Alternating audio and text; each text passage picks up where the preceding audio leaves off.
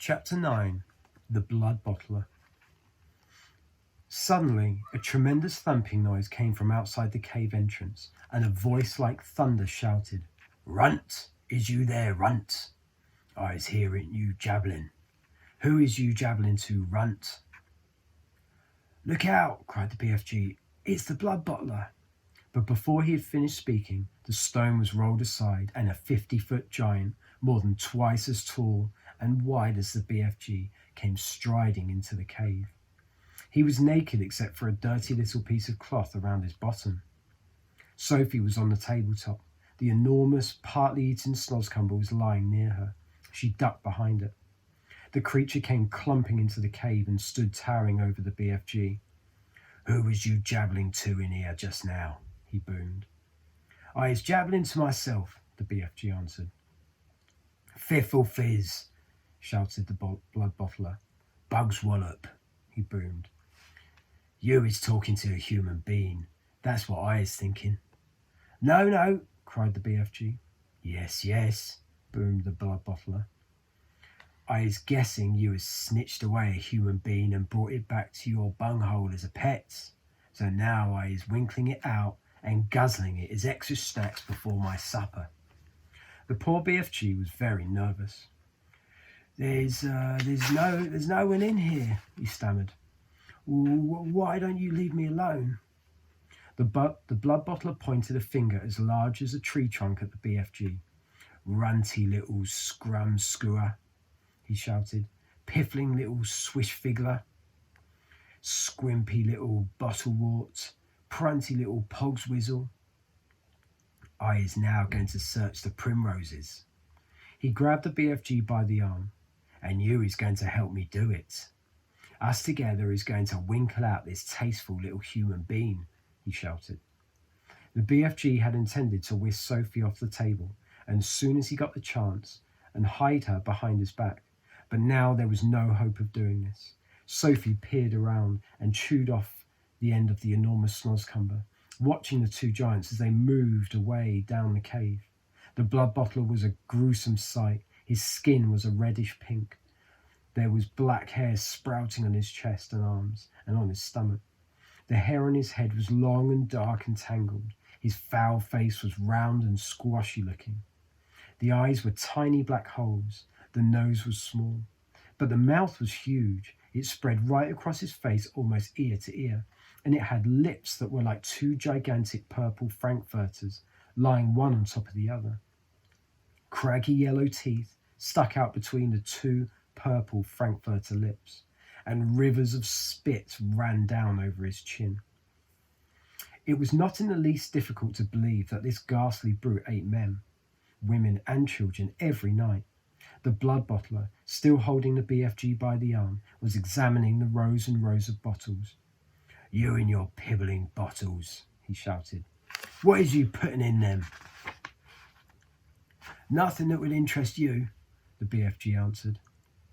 "You is only interested in guzzling human beings." "And you is as dotty as a dog's waddler," cried the Bloodbottler.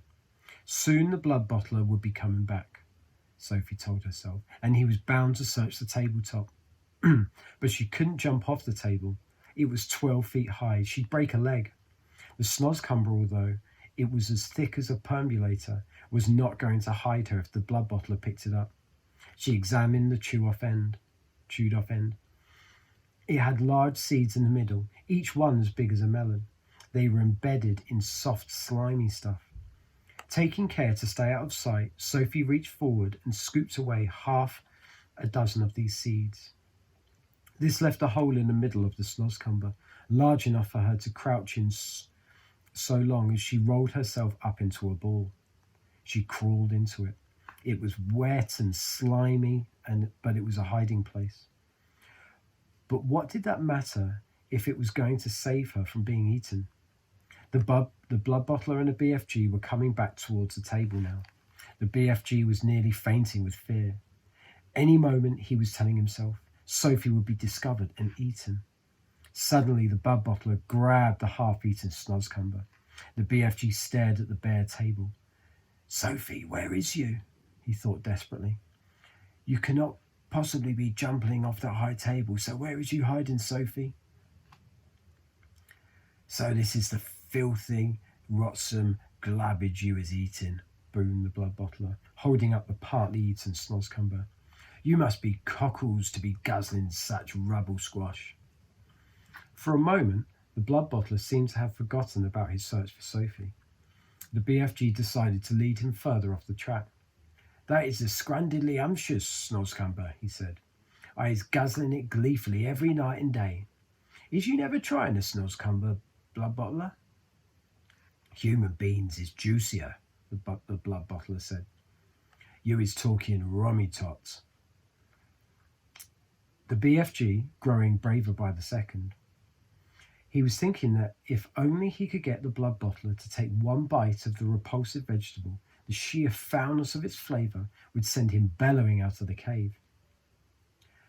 I is happy to let you sample it, the BFG went on.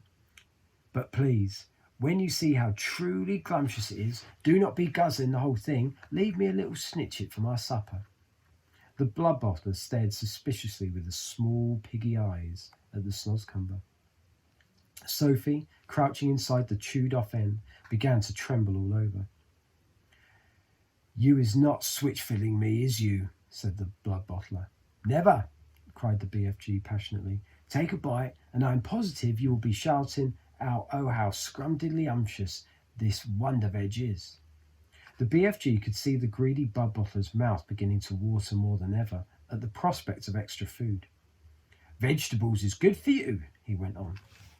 It is not wholesome always to be eating meaty things. Just this once, said the Bloodbottler. I is going to taste these rotsome eats of yours, but I is warning you that if it is filsome, I is smashing it over your sludgy little head. He picked up the snoscumber. He began raising it on its long journey to his mouth, some 50 feet up in the air. Sophie wanted to scream, but that would have been even more of a certain death. Crouching among the slimy seeds, she felt herself being lifted up and up and up. Suddenly there was a crunch as the Bloodbottler bit a huge hunk off the end. Sophie saw his yellow teeth clamping together a few inches from her head. Then there was utter darkness. She was in his mouth. She caught a whiff of his evil-smelling breath. It stank of bad meat. She waited for the teeth to go crunch once more. She prayed that she would be killed quickly. Ew, roared the Bloodbottler. Ugwelch, leech, and he spat it out. All of the great lumps of snoscumber that were in his mouth, as well as Sophie herself, went shooting out across the cave. If Sophie had stuck the stony wall of the cave, she would have almost certainly have been killed. Instead, she hit the soft folds of the BFG's black cloak hanging against the wall. She dropped to the ground half stunned. She crawled under the hem of the cloak, and there she crouched. You little swine bugler, roared the Bloodbottler. You little pig swiller. He rushed at the BFG and smashed what was left of the snoscumber over his head. Fragments of the filthy vegetables splashed all over the cave. You is not loving it? The BFG asked innocently, rubbing his head. Loving it? Yelled the Bloodbottler. That is the most disgusting taste that is ever clutching my teeth. You must be buggles to be swallowing sluts like that. Every night you could be galloping off happy as a hamburger and gobbling juicy human beans. Eating human beans is wrong and evil, the BFG said. It is guzzly and glumptious, shouted the Bloodbottler. And tonight I is galloping off to Chile to swabble a few human chili beans. If you wishing to know why I is choosing Chile. I is not wishing to know anything, the BFG said, very dignified. I is choosing Chile, the Bloodbottler said, because I is fed up with the taste of Eskimos. It is important I has plenty of cold eats in this scuddling hot weather, and the next coldest thing to an Eskimo is a chili bean. Human beans from Chile is very chilly. Horrible, the BFG said. You ought to be ashamed. Other giants is all saying they is wanting to gallop off to England tonight to guzzle school chidlers, the Bloodbottler said. I is very fond indeed of English school chidlers. They has a nice inky booky flavour. Perhaps I will change my mind and go to England instead. You is disgusting, said the BFG. And you is an insult to the giant's people, shouted the Bloodbottler. You is not fit to be a giant. You is a squinky little squiddler. You is a pibbling little pitsqueak. You is a cream puff nut. With that, the horrible blood-bottling giant strode out of the cave.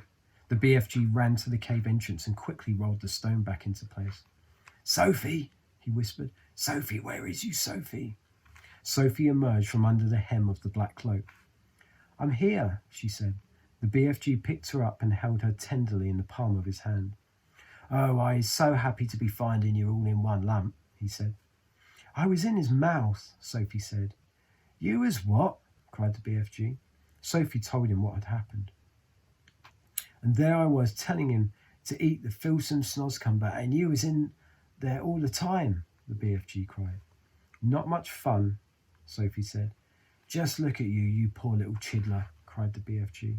You is all covered in snoscumber and giant spit. He set about cleaning her up as best he could. I is hating those other giants more than ever now, he said. You know what I should like? What? Sophie said. I should like to find a way of disappearing them, every single one.